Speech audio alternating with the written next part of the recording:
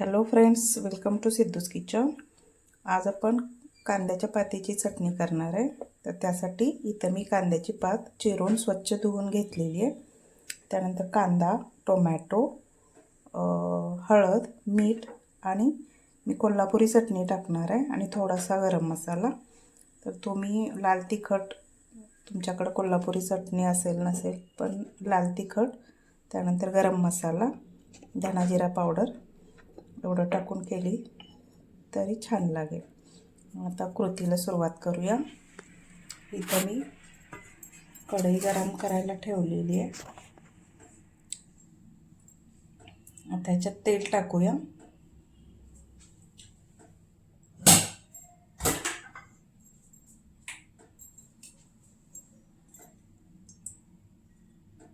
तेल टाकलं,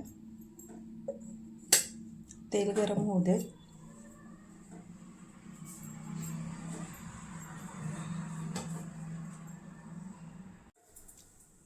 आता इथं तेल गरम झालेलं आहे, तर कांदा टाकूया।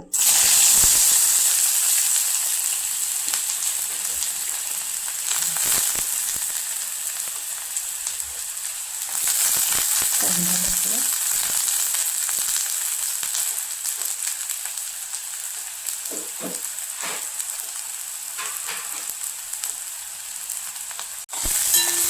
कांदा भाजून घ्यायचा, टोमॅटो टाकायचं। तर कांदा थोडासा भाजलेला आहे, आता टोमॅटो टाकूया।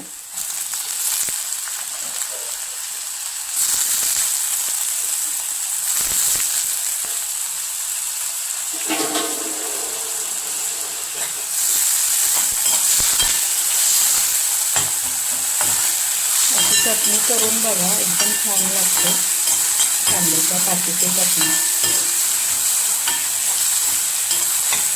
व्यवस्थित भाजून घ्यायचं। त्यानंतर याच्यामध्ये मीठ टाकूया, थोडंसं मीठ टाकलं, चटणी टाकली। तर आपल्याला कितपत तिखट पाहिजे त्यानुसार चटणी टाकायची। त्याच्यानंतर थोडीशी हळद टाकायची आणि थोडासा गरम मसाला,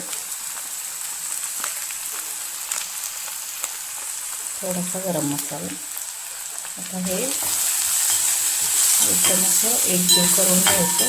मसाला थोडासा असा व्यवस्थित भाजला पाहिजे।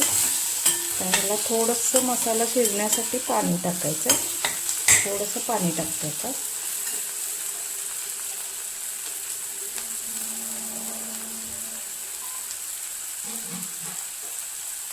थोडंसं पाणी टाकूया।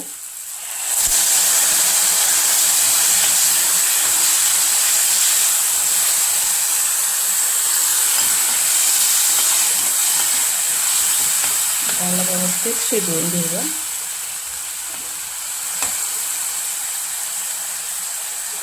त्यानंतर आपल्याला कांद्याची पात टाकायचे।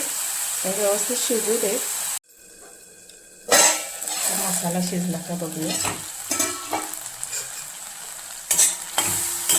बघा, व्यवस्थित मसाला शिजलेला आहे। आता याच्यामध्ये कांद्याची पात घालायची, टाकायची। ही स्वच्छ धुवून घेतलेली कांद्याची पात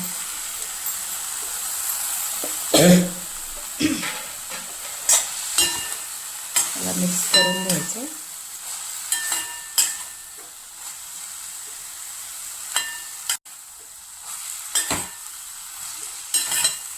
त्याला व्यवस्थित असं मिक्स करून थोडंसं शिजू द्यायचं। पाणी वगैरे अजिबात नाही टाकायचं।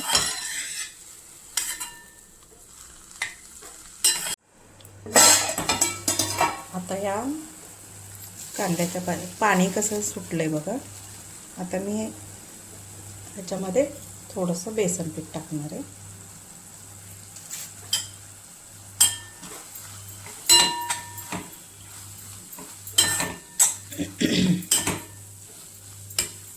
अजून थोडंसं टाकूया, 1 चमचा टाकला।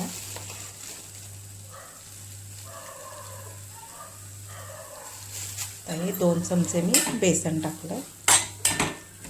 त्याच्यामध्ये पाणी अजिबात टाकलेलं नाही, त्याचं वाफेचं पाणी त्यावर वाफेवरच फक्त ही भाजी शिजवायची.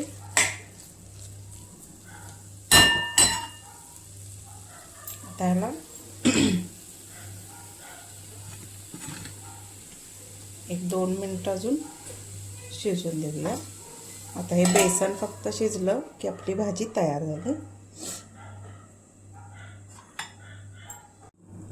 आता 2 मिनिटं झालेली आहे, चांगली वाफ आली भाजीला. आपली भाजी तयार आहे. तर फक्त वाफेवर ही भाजी शिजवलेली आहे.